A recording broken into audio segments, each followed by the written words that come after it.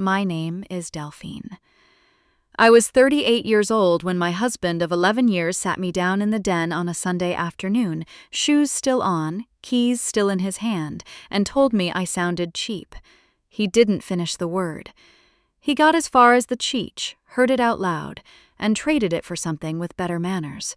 Common. He said I sounded common. He said he'd spent his whole career building a certain kind of room, and he couldn't keep bringing me into it. 14 months later, he was sitting in stopped traffic on the Watterson Expressway at 6:40 in the morning, under a billboard with my face on it, listening to my voice come out of his own car speakers, and he couldn't turn it off, because the dial was on the station his mother listens to, and he was late, and both hands were on the wheel. He thought he was leaving behind a woman who had already learned to lower herself. Let me tell you what she did instead. Before I get into it, tell me where you're listening from today. I read every single one of these, and if this is the kind of story you stay for, subscribe, because tomorrow's is worse and better both. The morning it started, I turned the radio down. That's the thing I remember, not the argument, because there wasn't one, not the tears.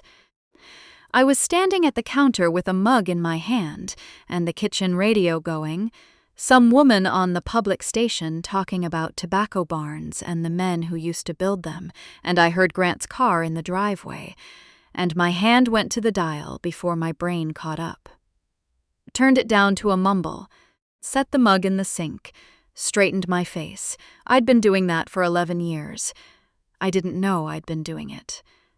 Let me back up. I'm Delphine Carter. I was 38, and I worked in medical records for a cardiology group off Chestnut Street, filing, coding, phone calls with insurance companies who put you on hold long enough to age. It was steady. I had good benefits. I could be home by 5:15 every day of my life, which mattered, because Grant Whitaker was the head of school at Rowan Latham Country Day, and a head of school is never home. There are galas, there are alumni dinners in Lexington, and donor breakfasts in Cincinnati, and a full weekend in Asheville every single year for a leadership retreat that it turns out did not exist. Somebody had to be the one who was home. I volunteered. That's what I told myself. I volunteered, the way you volunteer for something when you're 27 and in love and can't yet see the shape of the room being built around you. In the hall closet, on the shelf above the coats, there was a hat box. Round, gray, the cardboard soft at the corners. Inside it, wrapped in a dish towel that still smelled faintly of my grandmother's kitchen, was an RCA ribbon microphone from 1958. Heavy as a brick, chrome gone soft with polishing. My grandmother, Iris Boone, read the Sunday announcements for a church radio hour in Memphis for 19 years. And when I was 24, she put that microphone in my hands and said it was mine now, and I cried in her front room like a fool. I hadn't opened the hat box in 6 years. I know exactly how long, because I could tell you the last time I took it down and the reason I put it back. Grant was not a cruel man in the way people mean when they say cruel. He never raised his voice. He never once put a hand on me. I want to be precise about that, because this kind of harm I'm describing doesn't leave anything you can photograph, and that's exactly why it works. It lived in adjustments. In the pause before he answered a question I asked in front of other people. In the way, at a faculty party, he'd rest a hand on my back and say, warmly, to whoever we were standing with, Delphine's the reason I sleep at night. Which sounds like a compliment right up until you notice he's never once said what I did for a living. Once, getting ready for a trustee's dinner, I read him something out loud from a magazine. A funny piece. I was doing the voices. He waited until I finished, and then he said, gently, in that patient tone of a man offering you something for your own good, "You do that at the office, too?" And I said, "What?" And he said, "The voices. And he made a small motion with his hand, like brushing crumbs off a table. It's a lot. I didn't do the voices again. Not for 11 years, not once. Here's the part I didn't tell people. I have a linguistics minor. 4 years of coursework at the University of Louisville, and before medical records, I spent 2 years as a court reporter in Jefferson County, sitting to the left of the bench, catching every word that fell out of every mouth in the room and putting it down exactly as it landed. I was good. My supervisor used to say I had the best ear in the building. Somewhere around year 4 of the marriage, Grant started saying that transcription had made me literal. He said it kindly. He said it the way he said everything, which was like a man reading you a weather report about yourself. You're literal, sweetheart. You hear the words, not the meaning. I let him have that. I let him have a lot of things I didn't notice I was handing across the table. That was the architecture of it. Nothing broken. Just a ceiling coming down half an inch a year, and me not noticing because the light was still on. 4 nights before the Sunday in the den, I was standing at the stove with the exhaust fan running when his phone lit up on the counter behind me. He was in the shower. The fan was loud.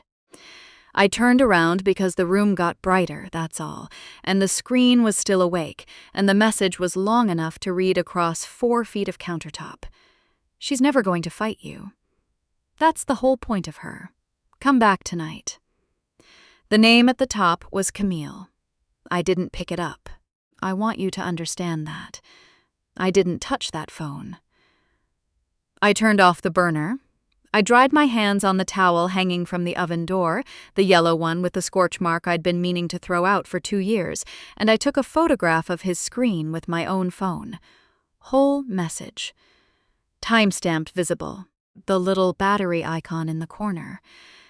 Then I put my phone in my back pocket, turned the burner back on, and finished making dinner. He came down with his hair wet and asked what smelled good, and I told him, and he said it sounded great, and he ate 2 helpings and told me about a parent who'd complained about the new attendance policy. I said all the right things. I laughed in the right places. I loaded the dishwasher. I went to bed beside the man who had let another woman describe me as a thing that wouldn't fight, and I lay there with my eyes open, listening to him breathe like a man who has never once had to hold still and think. He slept beautifully. I stared at the ceiling until 4, and then I got up and made a list. I gave myself 2 red lights.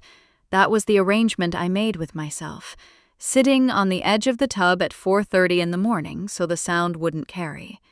2 red lights. I could fall apart for exactly that long, and then I had work to do. It happened at Bardstown Road and Eastern Parkway, and then again at Baxter. It came up so fast it scared me. That ugly kind of crying that doesn't care what your face is doing, that comes out of your chest instead of your eyes, that makes you sound like an animal in a small car. I held the wheel and let it happen, and I counted. Green light. Still crying. Second red. Still crying. And then it turned green again, and I wiped my face on my sleeve and looked in the rearview mirror, and I stopped. I didn't go to work. I called in with a stomach thing, which was almost true, and I drove to the main library downtown and used a public computer because I didn't want any of this touching a device that lived under his roof. 3 hours. I read about equitable distribution in Kentucky. I read about dissipation of marital assets. That's the legal term for spending marital money on an affair, and I want you to write that down because I didn't know it existed, and it changed my life. I read that Kentucky is a one-party consent state, which means if I'm in the conversation, I can record the conversation, and nobody has to know but me. I bought a spiral notebook at the checkout desk for $2.11 in cash, and I wrote it all down in handwriting, so neat it looks like somebody else's. I still have it. I look at it sometimes. The thing that gets me is how calm the letters are. I didn't confront him. Not that day, not the next. He didn't notice anything. That's the part I still can't quite get over. 2 full days I moved through that house like a woman, carrying a hot pan with no place to set it down, and he came home and poured his bourbon and asked how my day went and watched a documentary about the Battle of Perryville and slept like a child. The third evening, I drove out to Loretta Pike's. Loretta and I sat next to each other in courtrooms for 2 years, and she'd done it for 30 before that. She's 71 now. She's got a house in Shively with a screened porch and a laugh that could strip paint. Loretta is not the kind of woman who asks how you're feeling. She asks what you've got. I sat at her kitchen table and put my phone in front of her, face up, the photograph of the screen already open. She read it once. She set her glasses on the table, and she said, "How long?" "I don't know yet. You will," she said. Then she picked up her own phone and made 2 calls right there in front of me. Short calls. She didn't explain anything to either person. She said a name, a date, a firm request, and thank you, and hung up. When she was done, she folded her hands. "Give me 48 hours, she said. "And Delphine, don't change anything. Not the coffee, not the tone of voice, not one single thing." Men like that read the room by how you hold your mouth. So I held my mouth exactly the way I'd been holding it for 11 years. She called Thursday evening. Camille Ashford was not new. That was the first sentence. Camille Ashford had been the lower school music teacher at Rowan Latham for 3 years, and she had been in one form or another in my husband's life for 2.5 of them. 2.5 years. I sat down on the arm of the couch, in my own living room, holding my own phone, and I tried to place myself 2.5 years earlier. The Asheville Leadership Retreat. He'd come home with a hotel soap he'd forgotten to leave behind, and I'd made a joke about it, and he'd said, without any weight at all, "Take it, it's a nice one. Small things." A weekend. A charge on a statement I didn't look at because I didn't look at statements, because 7 years earlier he had suggested, so gently, so reasonably, in the voice he used for ideas he needed you to think were yours, that he handle the household accounts. "You've got enough noise in your day. Let me take the noise." I let him take the noise. 2 days later, I went looking for the deed. I'd always known in a vague, unexamined way that my grandmother's estate had paid the down payment on that house. $41,000 she saved across 38 years, a woman who read announcements on the radio for free and cleaned rooms at the Peabody for money. It went to me when she died. It went into that house 3 months before we closed.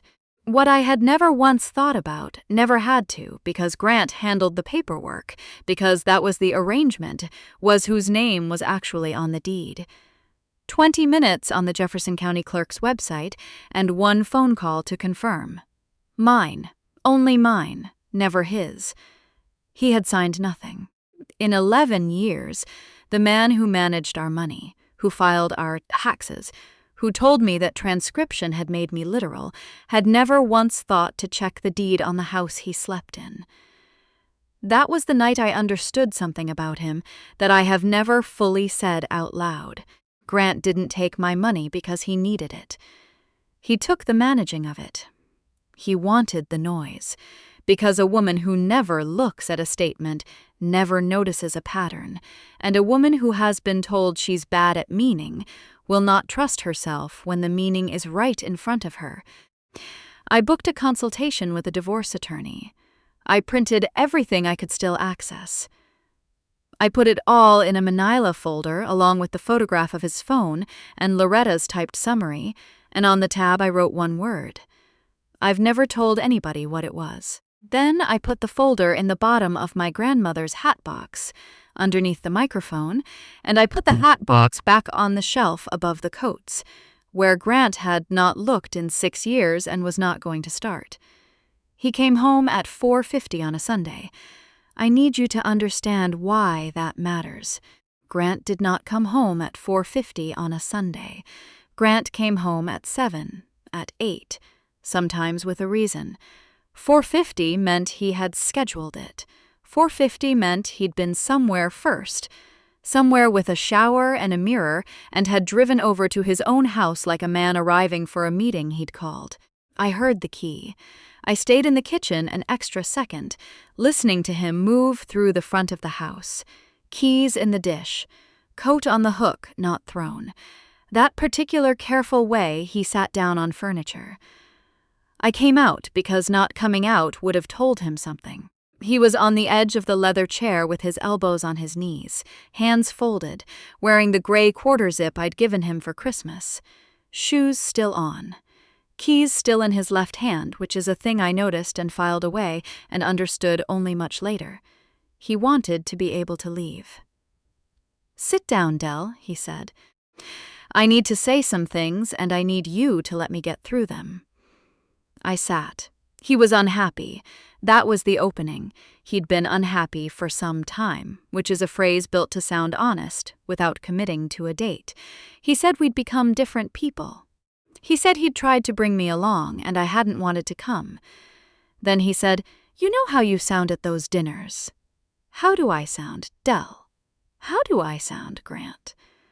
Something moved behind his face. Not shame. More like a man running a calculation and not liking the number and deciding to say it anyway. "You sound ch." He stopped. Right there, one syllable in, heard it in his own mouth and pulled it back like he could unring it, like stopping halfway was a kindness he was extending to me. And then he chose the other word. "Common," he said. "You sound common. And I've spent 19 years building a career in rooms where that matters." I was sitting in a green wrap dress he'd twice told me he liked. I'd washed my hair that morning. I was 38 years old, and by any honest measure, in any room, to any pair of eyes in the world that were not his, I was a woman worth listening to. I had known that once. I had known it standing in a courtroom, taking down the words of judges. He had worked on that knowledge for 11 years the way a river works on a bank, without ever seeming to do anything at all. Do you know what I felt sitting there? Not shame. I'd expected shame. I'd been carrying a version of shame around for so long it had worn a groove. What I felt was quiet. Like a room where somebody finally shut off a refrigerator that had been humming so long you forgot it was on. I looked at him. I let it go on until it got uncomfortable, and then I let it go on a little past that. "All right, Grant," I said. 2 words. Level. Nothing underneath them for him to grab. His mouth opened slightly. He'd come in with a script, and I'd taken away the other actor. He had expected tears. He had, I think, expected begging. Because begging would have confirmed every sentence he was already planning to say about me to other people. I stood up and went to the kitchen and washed 2 dishes that were already clean, and he sat alone in the den with a speech he never got to finish. I called Loretta after he went to bed. I told her every word, including the syllable he swallowed. Her breath went short on the other end of the line. Not surprise. Something colder and older than surprise. "Write it down while it's fresh," she said, exactly as he said it. You know how. I did know how. I sat at that kitchen table, and I put it down verbatim the way I'd put down 1100 days of testimony, and then I opened the folder and spread it out, and worked until 2 a.m, account balances. Withdrawal dates, the rhythm of the numbers, which is the thing nobody tells you about financial dishonesty. It has a meter. It's regular. It's the most regular thing in a marriage that isn't. 6 days later, he had me served. He handed me the envelope himself, standing in the doorway with a sorrowful, practiced expression, because Grant always believed he was the most compelling person in any transaction, and no attorney was going to talk him out of a scene. I looked at the envelope. I said, "Thank you." I shut the door quietly, and I had my lawyer on the phone before his taillights cleared the corner. The knock came at 9:20 on a Tuesday night. I knew it wasn't Grant. Grant didn't knock. Even then, even with papers between us, he'd have used his key, because he was the kind of man who mistakes us for ownership, right up until the morning somebody changes the locks. It was Winnie, his younger sister. Standing on my porch in a coat she'd clearly grabbed off a chair. No scarf. In November, her eyes red and her hands wringing the strap of her purse like she was trying to get water out of it. We sat at the kitchen table. I put tea in front of her that she never touched. She looked at the salt shaker for about half a minute. Then she said, "I should have told you a year ago." Camille was 7 months pregnant. 7, which meant the child had been conceived 2 months before my husband sat in the leather chair with his keys in his hand and explained to me that I sounded common. Which meant when he told me we'd become different people, he had already co-signed a lease on an apartment on East Market. Which meant every careful, wounded, reasonable word he had spoken to me about the sound of my own voice. He had spoken while standing inside a life he'd already finished building somewhere else. He hadn't been leaving.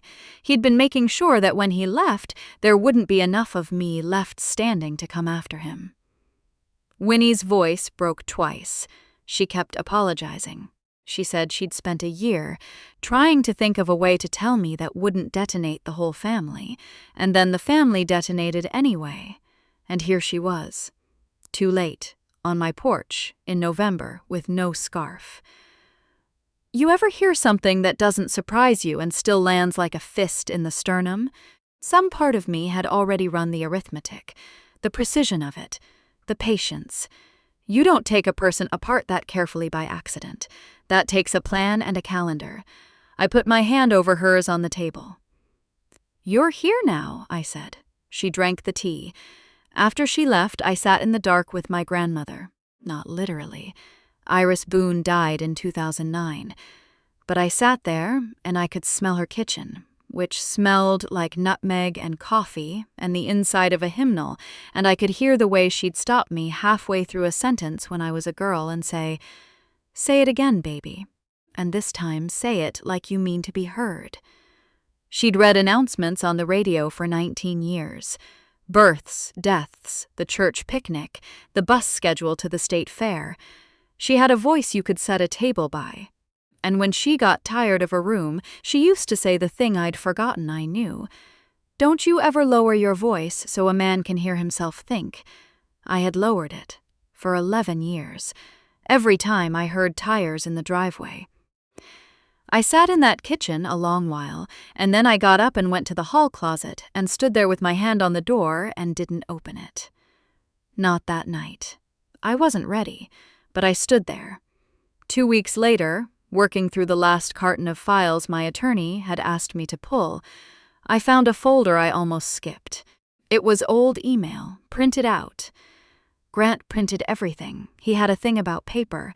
And in the middle of a stack of accreditation correspondence from 2019 was a thread with a name I recognized before I understood why. The Corbett Fellowship, Public Radio, a 10-month training program for adult career changers, 1 cohort a year, 12 seats. I had applied in 2019. I remembered filling it out at that same table. I remembered the sample I recorded on my phone in the car with the doors closed, reading a paragraph about the flood of 37 4 times until it stopped sounding like a person trying. I remembered mailing it and telling exactly one person, and that person was Grant, and he had squeezed my shoulder and said, "Hey, good for you." I never heard back. I decided I hadn't been good enough. I decided it in a very small, quiet way, the way you decide a thing about yourself when nobody's arguing, and I put the hat box on the shelf and I did not take it down for 6 years. In the printed thread, dated 11 weeks after I mailed the application, Grant had written to the fellowship director. He said his wife had asked him to reach out on her behalf. He said her circumstances had changed. He said she'd thought about it and decided to withdraw, that she was grateful to have been considered, and that she preferred not to be contacted again about it, as the subject had become a difficult one for her. He wrote it beautifully. That's what I keep coming back to. Warm, regretful, professional. Every sentence in it was a small locked door. The director wrote back once. 2 lines. She said she was sorry to hear it, that the door was open if I changed my mind, and would I please pass along her regards. He never passed it along, and I never wrote, because I never knew to write. I want to say something to whoever needs to hear it.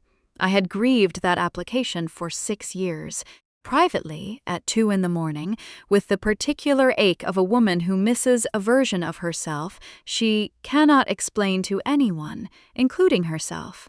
I had called it losing my nerve. I had called it choosing comfort. I had blamed myself for it in about 40 different ways, in the shower, in the car, in the middle of the workday, staring at a screen full of billing codes. It was never my choice. It had never once been my choice. My hand shook so hard I had to set the paper down flat and read it that way, from above, like something in a case file. Then I picked up the phone and called my attorney and said, "I need to move up our meeting. It's bigger than we thought." 3 days later, I put the whole folder on her desk, not part of it, all of it. The photograph of the phone, the lease dates, the Corbett thread, every page in order, every category tabbed, in handwriting so neat it looked like it had been done by somebody with nothing else in her life, which at that point was accurate. She read for 11 minutes without speaking. She wore her glasses on a chain, and she had a way of going completely still when something interested her. She looked up once. "How long have you been sitting on this?" "Long enough." She called Loretta before I got to my car. By the next afternoon, I had a referral to a forensics accountant in an office park off Hurstbourne, who had, as he put it on the phone, seen creative household management before. Creative. That's what he called it. I had another word, and it was on the tab of a folder in a hat box. The following Tuesday, I sat across from him while he walked me through it line by line. He was slow and precise, and he kept glancing at me like he expected me to need a minute. I didn't need a minute. 3 years. $51,300, moved out of the joint account he had persuaded me to let him carry alone. 16 months of the rent on East Market. A car lease in her name at his address of record. 6 weekends coded as professional development, 3 of them to cities where Rowan Latham had no relationship with anyone. Asheville twice, Savannah once. A retainer paid to a photographer for what he'd told the accountant's people were school portraits, and what turned out to be maternity portraits, and I'm sorry.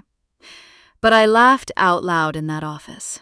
It's the only time in this entire story that I laughed, and it wasn't a good laugh. Here's what I kept thinking, sitting there with my knees together and my hands flat on my thighs. There was a year, 2021, when Grant sat me down and said money was tight. Enrollment was soft, his raise had been deferred, we should hold off on big things. I had been putting aside a little every month for a preamp and a decent USB interface. $600, maybe $7. Nothing. A hobby's worth. I stopped. I moved the money into the emergency fund. I said, of course. That was the year he took her to Savannah. I have a linguistics minor. I spent 2 years as a court reporter. I could take down a fast-talking public defender at 240 words a minute without losing a syllable. I forgot to mention that. He had talked me out of knowing that about myself, and I'd let him, and it took a stranger with a spreadsheet in an office park to hand it back. The claim went in that week. My attorney filed for the house, which was mine, had always been mine, the one thing he'd never gotten his hands around. And for dissipation of marital assets, itemized, sourced, every dollar mapped against a date on a lease or an odometer reading on a leased Acura. He called on a Thursday. I almost let it go. Not out of fear. I was long past fear. I answered because I wanted to hear which version of him would show up now that his attorney had read our filing. He brought the charming one. Dell, he said, warm as a man who has not spent 3 years funding an apartment with his wife's grocery money. Listen, I've been thinking about you all week. I don't think this has to be what it's turning into. I think we both did things. I think we let something get away from us. And I think if we sat down, just us, two adults who used to. I let him get all the way to the end. It took him a while. Then I said, "Talk to my attorney." A pause, the salesman recalibrating. "It doesn't have to go through lawyers, Delphine. We built something here. I don't want strangers deciding." "It already went through lawyers," I said. "You served me." I hung up. Let me tell you something about a man who spends 11 years telling you that you don't understand meaning. He only starts listening carefully when somebody else is writing it down. That night I came home and stood in the front hall with my coat still on. The house was quiet in the way it had been quiet all month. Not empty. Mine. I opened the hall closet. I moved the coats. I took down the hat box and set it on the kitchen table and lifted the lid. And there it was under the dish towel, cold and heavy. The chrome dulled, my grandmother's fingerprints polished off it, decades ago, and replaced with mine. I held it in both hands for a long time. Then I plugged nothing in. I didn't have anything to plug it into. I just held it, and then I set it on the counter where the light comes in, and I left it out, and that was the whole thing I did that night. I left it out where I could see it. The following Saturday, I drove to a converted firehouse on Shelby Street. Loretta found it. She sent me the link at 11 o'clock on a Tuesday night with a 4-word text, Saturdays. 9 a.m., go. I stared at it for 3 days. WBRK is a community station, 91.3. Everybody calls it the Brick. It runs out of a 1911 firehouse with the pole still in it, and on Saturday mornings the station director opens the doors and lets anybody in the city who wants to learn to record sound come and learn to record sound, for free, whether they've got a microphone or a phone or nothing at all. There were maybe 16 people there when I walked in, a retired mail carrier who wanted to interview his own mother, 2 kids from Fern Creek High, a woman with a field recorder still in the box. I went to observe. That was the plan. Stand in the back, remember what it felt like to be in a room where people cared about sound, and go home. Silas Ford introduced himself in about 9 words, and then spent 2 hours moving through the room saying exact unsentimental things about people's work. Not harsh, just true. He'd listen to 8 seconds of somebody's recording and say, "You're afraid of the silence, so you're filling it. Don't." Then he'd move on. He runs the whole program on nothing. I found that out later, from somebody else. He never brought it up. At the end of the session, he came over and asked me to read something. There was a paragraph taped to the wall, a piece of an oral history, an old man describing the sound a tobacco barn makes when the fire's banked and the leaves are curing.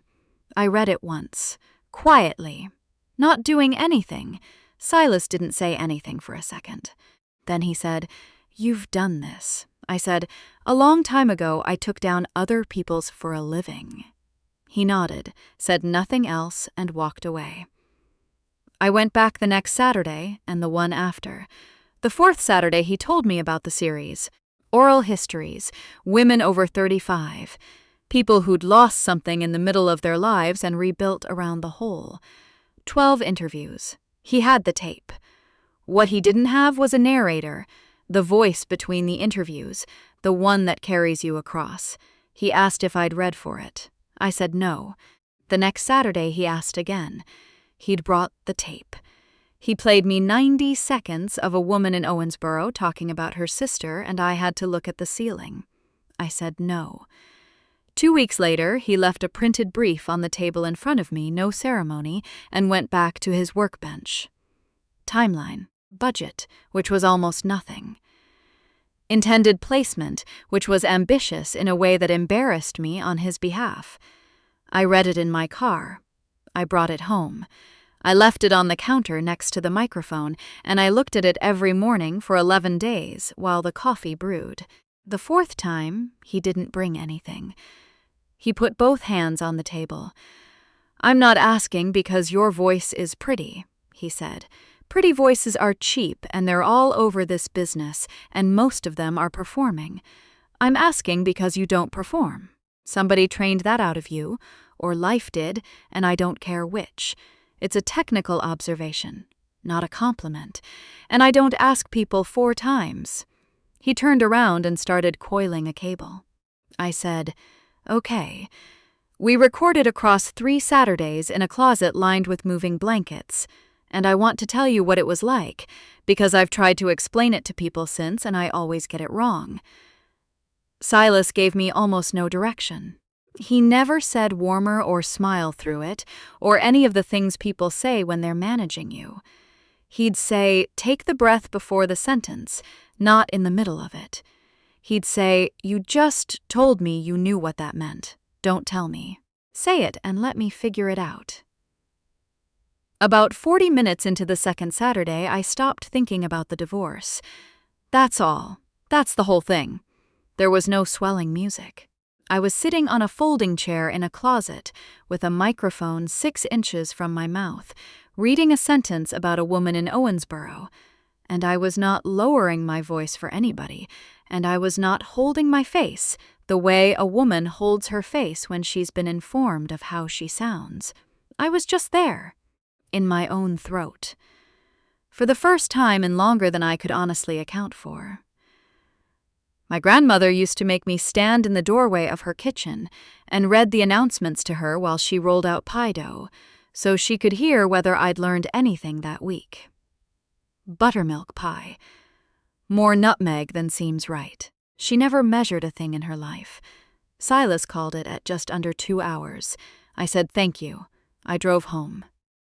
And then that evening I sat down at the kitchen table and opened my attorney's latest email, because the recording was 3 Saturdays and the divorce was the actual work, and I uncapped a pen and started reading the forensic report.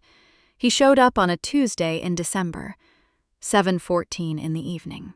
I heard the car before the headlights came across the window, because after 11 years, you know the sound of an engine you've been bracing against without meaning to. He knocked, then rang, then knocked again, the way a man knocks when he has decided the door will open, because doors have always opened. I went out onto the porch and closed the door behind me. That was on purpose. He stood on the walk in a good coat, breath showing, jaw doing something tight underneath the reasonable face. "This is aggressive," he said. "What you're doing?" "Filing a civil claim." "Dell, that's not strategy, that's rage. And rage is going to cost you a lot of money for very little satisfaction." "You moved $51,000, I said. "I'm not being aggressive. I'm being exact. That money was accounted for." He stopped himself. He heard it. "And you know what I noticed, standing on my own porch in December with a man I'd shared a bed with for a decade. He hadn't asked how I was. Not once in 3 months, not on the phone, not through his lawyer, not standing 4 feet from me in the cold. He only ever reached toward me when there was something that needed managing. That isn't grief, that's logistics." His voice dropped into the gentle register. Version 3. "The concerned one, the one that used to work on me in about 9 seconds. This isn't you," he said. "I know you. You've got Loretta in your ear. You've got these people at that radio station in your ear, and you're going to torch both our lives over something you're going to feel differently about in a year." I let him finish. He deserved to hear himself all the way to the end. Then I said, "You never knew me. You knew the volume."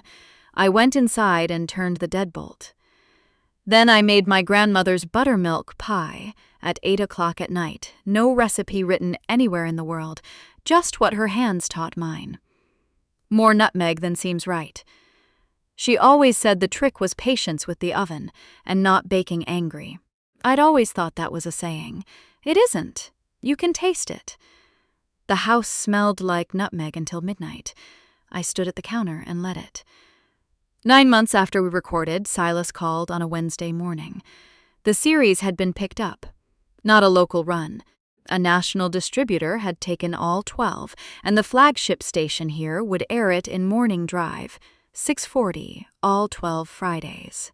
And there was a print campaign, because the distributor wanted faces, and there was a photograph of me from the firehouse that a volunteer had taken while I was reading, which I hadn't known she'd taken and hadn't approved, and when I saw it, could not look at directly for about a week. Black and white, head tipped a little, eyes closed, mouth open in the middle of a word. "They want your name on it," Silas said, plain as ever. "Not narrated by, told by your call." I sat down on my kitchen floor, not because I was falling apart, because something enormous was coming back and my legs weren't ready for it. Recognition doesn't feel like joy at first. It feels like a door you've been leaning your whole weight against for years, suddenly opening. I sat down there on the linoleum with the phone still in my hand, and I let myself feel every bit of it. Every Saturday, every no that turned into yes. The hat box on the shelf above the coats. The paragraph about the flood of 37, read 4 times in a parked car. My grandmother in the doorway, flower to the elbow, saying, "Say it like you mean to be heard." That woman on the air was not something that happened to me. I built her in a closet full of moving blankets, out of the pieces he left behind. Then I stood and took my keys and went to work, because I had a shift. Winnie called me on a Friday, and I could hear her grinning through the phone. The billboard went up on I-264 eastbound, just past Newburgh. On the right, 40 feet of my face in black and white with the series title, and my name under it in letters you could read at 70 miles an hour. And underneath that billboard, in stopped traffic at 6:40 in the morning, in the left lane where you cannot get off, was Grant. His mother had put the station in his car presets years ago, and he'd never changed it, because he never touched anything he considered beneath his attention. So the top of the hour came, and the announcer said the name of the series, and then he heard the voice. It said, "My grandmother read announcements on the radio for 19 years and never once got paid for it." That's the first line of episode 1. It took me 11 takes. Winnie got the story from a cousin who was 2 cars back and thought she was seeing things. Grant didn't move when the light changed. Somebody laid on the horn. He sat there under 40 feet of his ex-wife's face, listening to a voice he had spent 11 years turning down, with both hands on the wheel and no ability whatsoever to make it stop. I let that sit for exactly 1 second. Then I said, "Did he make it to school on time?" Winnie laughed so hard she had to put the phone down on something. "He called that afternoon. I watched the screen until it went dark. He called that evening. He called the next morning. On the 3rd day, he sent a text that said, 'We need to talk,' and I read it. And I set the phone face down, and I went back to marking up the settlement language on the disbursement clause. And that was everything he got from me. Here's what nobody tells you about the good part. It's boring, and it's specific, and it's better than revenge. 2 more distributors called. An editor at a magazine in New York wanted to write about the firehouse. Silas asked me to teach the Saturday session on interviewing when he had his knee done, and I said yes. And I stood in front of 16 strangers and talked for 2 hours, and did not once check whether I was being too much. The magazine piece said I had an ear with no vanity in it. It used the word authority in a sentence with my name in it. Authority. The same woman who sounded common. The same woman whose husband stopped 1 syllable short of cheap and thought that made him gentle. I never framed it. It was just true, sitting there in print, and there was not one thing he could do to make it smaller. Camille called on a Thursday from a number I didn't know. Her voice was younger than I expected, and careful, the way people are careful when they've rehearsed. She said she hadn't known about me for the first 5 months. She said he'd told her we were separated and living in the same house for financial reasons. She said by the time she understood the actual shape of it, she was already inside it. She apologized. She apologized again. She built a whole structure out of that word, load-bearing, and I could hear her standing inside it. I let her finish. All of it. I didn't interrupt once because I have spent my professional life not interrupting. Then I said, I don't need your apology, and I'm not going to give you absolution because I don't have any, and it wouldn't help you. She went quiet. He collects women who apologize for the space they take up, I said. Stop practicing on me. I hung up. She was not my enemy. She was the next chapter of a book I'd already closed. Whatever she was standing in. And she was standing in more than she said on that call. I didn't put her there. He did. That story finished itself without me, and I made a decision not to follow it, and I've kept it. 4 days later, his mother called. Hazel was crying before I said hello. Not the performing kind, the kind that's been building for weeks and finally found a crack. She told me what he'd been telling the family, that I'd left, that the divorce was mine, my restlessness, my inability to be satisfied, that he'd done everything a man could do, and one day I decided I wanted a different life. Every person who loved him had believed it. His aunts, both cousins. The couple who'd stood up at our wedding in 2013. All of them, handed the same version by a man who'd spent 19 years being the most reasonable person in every room he entered. I believed him, baby, Hazel said. I sat at my own table and I believed him. I stood at my kitchen window. It was gray, that flat December light. I thought about my grandmother's kitchen doorway and how she'd say, "Come here where I can hear you." Not see you, hear you. She had always known where to find me. "Can I come Christmas Eve?" I asked. Long pause. Long enough that I heard her breathe. "I'll set your place myself," she said. Winnie texted me at 10:40 the night before. "He's bringing her." I read it twice. I set the phone on the counter next to the pie, which was cooling under a dish towel. He was going to walk into his mother's house with a woman 8 months pregnant to make a statement about who still controlled the room. I picked the phone back up and typed, "Good." And I meant it. I got to Bardstown at 10:15 in the morning. Family wasn't due till 1. Grant, knowing Grant, closer to 2. I planned it that way. I wanted the quiet part. Hazel met me at the door in house slippers with her apron already on, and hugged me for a good deal longer than a hello requires. And I let her. She smelled like nutmeg and dryer sheets and something I've never been able to name, something that felt more like home than 11 years of my own address ever did. We had coffee at her kitchen table, and she didn't ask me anything for a while. She just let us sit. Then I put the folder on the table. I didn't make a speech. I walked her through it the way I'd walked my attorney through it, page by page, dates in order. The account withdrawals mapped against the lease payments, the car, the 3 weekends coded as professional development. Then the Corbett thread, and I let her read Grant's own words in Grant's own voice, that warm, regretful tone, closing a door on my life on my behalf and signing my name to it. I told her what 6 years of believing I'd lost my nerve had cost me, not in money. In the middle of the night, in every mirror. She didn't interrupt. She didn't gasp or reach for my hand or perform anything at all. She read, and she listened, and she read some more, and when I was finished, she took off her glasses and looked out her own kitchen window for a while. 11 years, she said. Not a question. Yes, ma'am. Then, I want the front room was full, both aunts, the cousins, the couple from the wedding. Winnie had my hand and hadn't let go of it long enough for the holding to mean anything less than everything.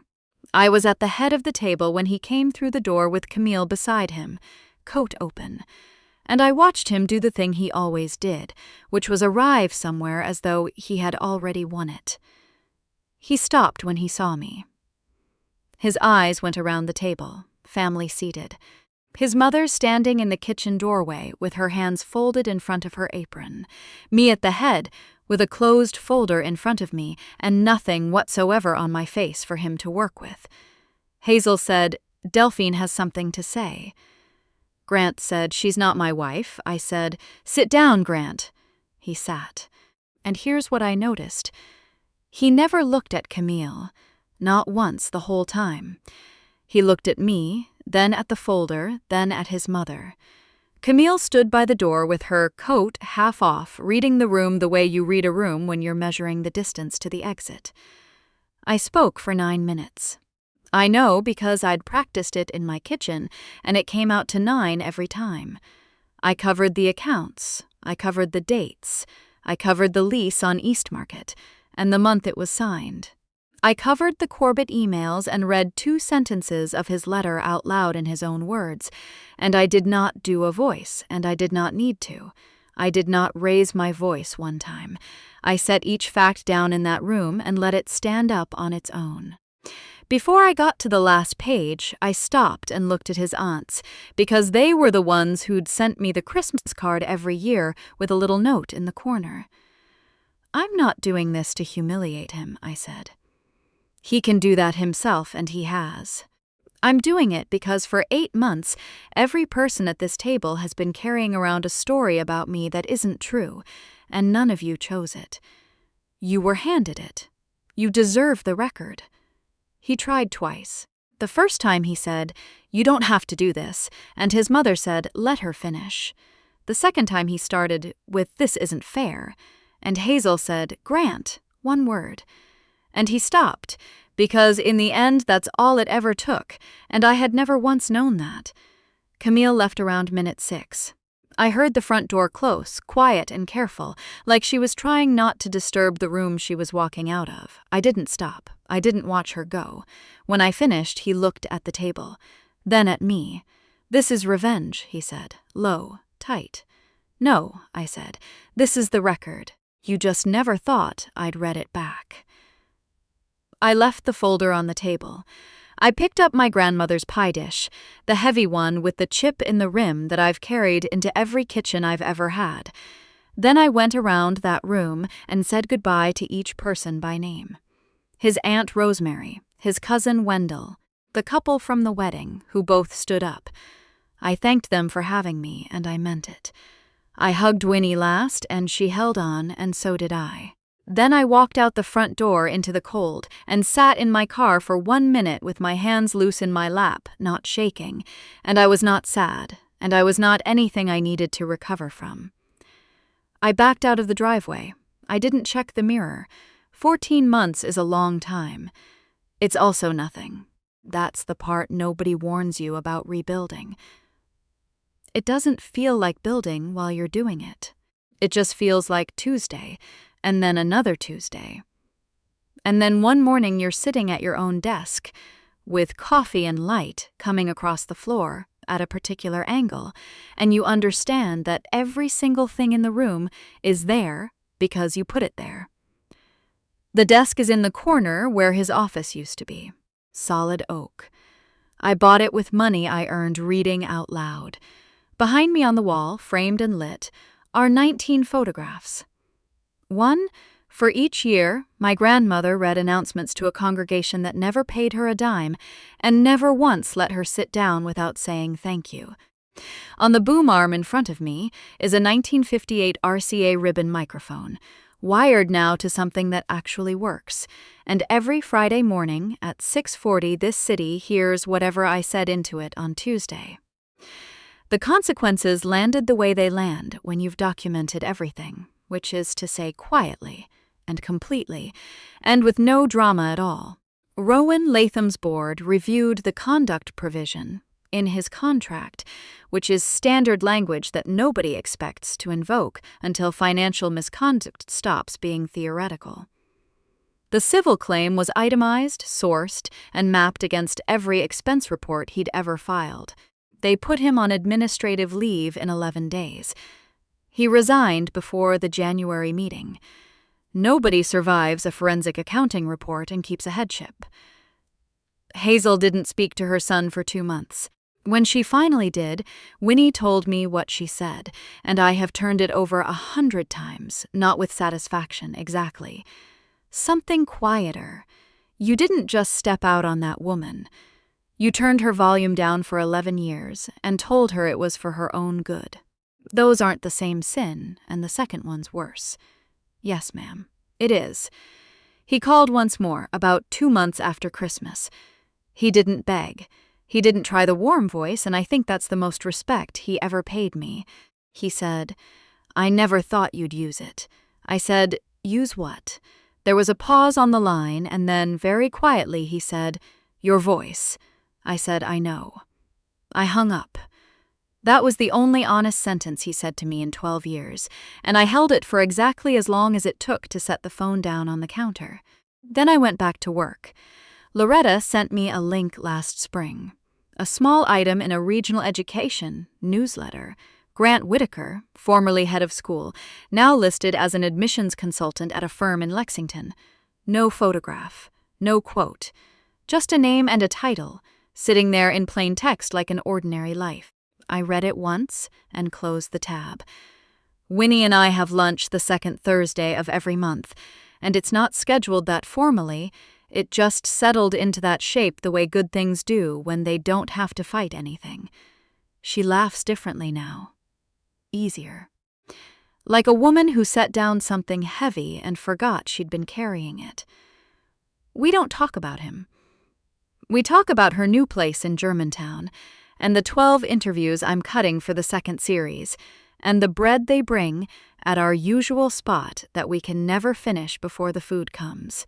That's what love looks like when it survives the person it was organized around. It just keeps going. It finds another shape. Saturdays I teach at the firehouse. Same brass pole, same terrible coffee. There's a girl who comes, 16, who records the sound of her own street at night and won't play it for anybody, and I don't push her because somebody pushed me once and it took me 6 years to recover. This morning I made coffee and stood in the kitchen with the radio on, and it was that story about the tobacco barns again. A rerun, and I heard a car turn into the driveway next door, and my hand didn't move. I stood in that kitchen with my grandmother's microphone on the desk in the next room and the light coming across the floor, and I did not reach for the dial, and I did not lower anything at all, and it took me a second to understand why the room felt so strange. It was loud. It was mine. I let it be loud. There's one thing I've never told anyone. The word I wrote on the tab of that folder, the night I first understood what he'd done. It's still there, in my grandmother's hat box, on the shelf above the coats. One word, 7 letters. I've never said it out loud. If you think you know what it was, write it down below. I'll be reading. Thank you for staying with me to the end. If any part of this landed somewhere true, subscribe and turn your notifications on, because there are 2 more stories waiting for you on the screen right now. Go on. Take care of yourself today.